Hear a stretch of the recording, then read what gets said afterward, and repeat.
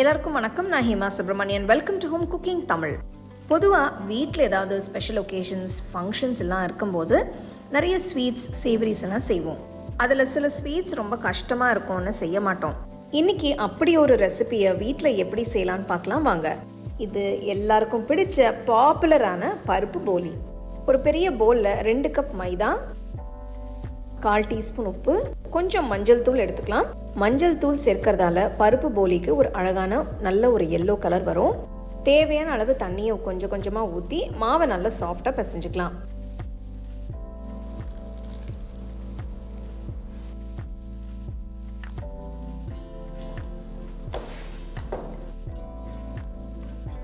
அடுத்து 2 டீஸ்பூன் எண்ணெய் மாவு மேலே ஊற்றி நல்ல மாவில் அப்சார்ப் ஆகுற வரைக்கும் மிக்ஸ் பண்ணிக்கோங்க.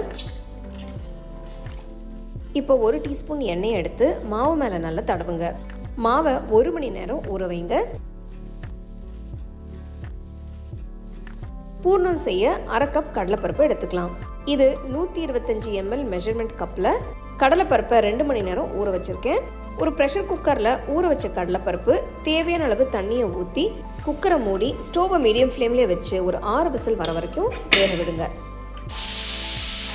6 விசில் வந்ததும் ஸ்டோவை ஆஃப் பண்ணிடலாம். ப்ரெஷர் ரிலீஸ் ஆனதும் குக்கரை திறந்து வெந்த கடலைப்பருப்பை ஒரு மேஷர் யூஸ் பண்ணி நல்லா மேஷ் பண்ணிக்கோங்க. பூர்ணம் பண்ணுறதுக்கு ஒரு பேனில் மசிச்ச கடலைப்பருப்பை சேர்த்து அது கூட பொடிச்ச வெல்லம் சேர்க்குறேன். கடலைப்பருப்பு 1/2 கப் எடுத்திருக்கோம். அதே 1/2 கப்பு பொடிச்ச வெல்லம் எடுத்துக்கலாம். வெல்லம் கடலைப்பருப்பு ஒரே அளவு இருக்கணும். நல்லா கலந்து விடுங்க. ஸ்டோவை லோ ஃப்ளேம்லேயே வச்சு ஒரு 10 நிமிஷம் கிண்டி விட்டுட்டே இருங்க. பூர்ணம் மிக்ஸ்சர் நல்லா திக்காக வந்துட்டுருக்கு.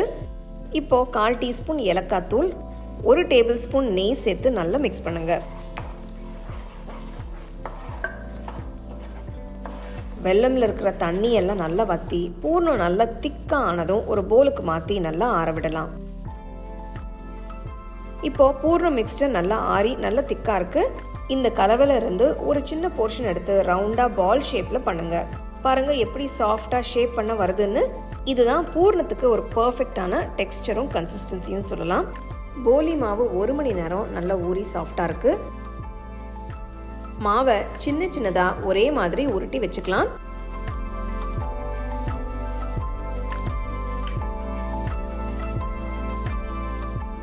இப்போ நம்மக்கிட்ட மாவு உருண்டையும் ரெடியாக இருக்குது, பூர்ணம் உருண்டையும் ரெடியாக இருக்குது. இப்போ போலி பண்ணிடலாம். சப்பாத்தி தேய்க்கிற கல்லை யூஸ் பண்ணி தான் போலி பண்ண போகிறேன். சப்பாத்தி கல் மேலே இந்த மாதிரி ஒரு பட்டர் பேப்பர் வச்சு அதில் கொஞ்சமாக நெய் தடவி க்ரீஸ் பண்ணி வச்சுக்கலாம். போலி மாவு ரொம்ப சாஃப்டாக இருக்கிறதுனால இப்படி நெய் தடவி செஞ்சோம்னா ரொம்ப ஈஸியாக இருக்கும். 2 பட்டர் பேப்பரை இப்படி நெய் தடவி வச்சுக்கலாம். ஒரு மாவு உருண்டையை நடுவில் ஜென்டிலாக ப்ரெஸ் பண்ணுங்கள். ஒரு சின்ன கப் ஷேப் வரும். அதுக்குள்ளே இந்த பூர்ண உருண்டையை வச்சு அப்படியே எல்லா சைட்ஸ்லேருந்து க்ளோஸ் பண்ணுங்கள். ஒரு பெரிய பால் மாதிரி இருக்கும்.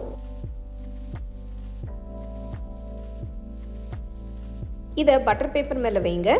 மேலே இன்னொரு பட்டர் பேப்பர் வச்சு மெதுவாக உங்கள் உள்ளங்கையை வச்சு ப்ரெஸ் பண்ணுங்கள். அப்படியே கை யூஸ் பண்ணி ப்ரெஸ் பண்ணி ஸ்ப்ரெட் பண்ணுங்கள். உங்களுக்கு இப்படி செய்ய கஷ்டமாக இருந்ததுன்னா நீங்கள் ஒரு சப்பாத்தி ரோலர் கூட யூஸ் பண்ணிக்கலாம். ஸ்ப்ரெட் பண்ணியாச்சு. மேலே இருக்கிற பட்டர் பேப்பரை மெதுவாக ரிமூவ் பண்ணுங்கள். எவ்வளோ அழகாக வந்திருக்குன்னு பாருங்கள். இந்த மாதிரி ப்ரிப்பேர் பண்ண நல்லா ஈஸியாக இருக்கும். இதே மாதிரி எல்லாத்தையும் ரெடி பண்ணி வச்சுக்கலாம். இப்போ ஸ்டவ் மேலே தவா வச்சு தவா நல்லா சூடானதும் கொஞ்சமாக நெய் தடவி தயார் பண்ணி வச்ச போலியை தவா மேலே வைங்க.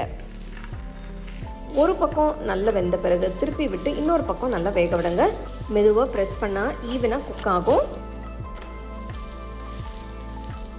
2 பக்கமும் நல்லா வெந்ததும் கொஞ்சமாக நெய் தடவிக்கலாம். நம்மளோட பருப்பு பூர்ணம் போலி கலர் பாருங்கள். மாவில் மஞ்சள் தூள் சேர்த்து பண்ணதுனால ரொம்பவே அழகான ஒரு மஞ்சள் கலரில் இருக்குது. நம்மளோட போலி அருமையாக தயாராகிடுச்சு. திரட்டி வச்ச எல்லா போலியும் இதே மாதிரி நீங்கள் குக் பண்ணி எடுத்துக்கலாம். எவ்வளோ சாஃப்டாக இருக்குது பாருங்கள். இந்த ஸ்டெப்ஸ் எல்லாம் நீங்கள் கரெக்டாக ஃபாலோ பண்ணிங்கன்னா உங்களுக்கு ரொம்பவே அருமையாக வரும். கண்டிப்பாக ட்ரை பண்ணி பாருங்கள். அப்படியே உங்கள் ஃபேமிலி ஃப்ரெண்ட்ஸோடு ஷேர் பண்ணுங்கள். உங்களுக்கு இந்த ரெசிபி பிடிச்சிருந்தா லைக் பண்ணி ஷேர் பண்ணி ஹோம் குக்கிங் தமிழ் சேனலுக்கு சப்ஸ்கிரைப் பண்ணுங்கள். மறக்காமல் பெல் ஐக்கானை கிளிக் பண்ணுங்கள்.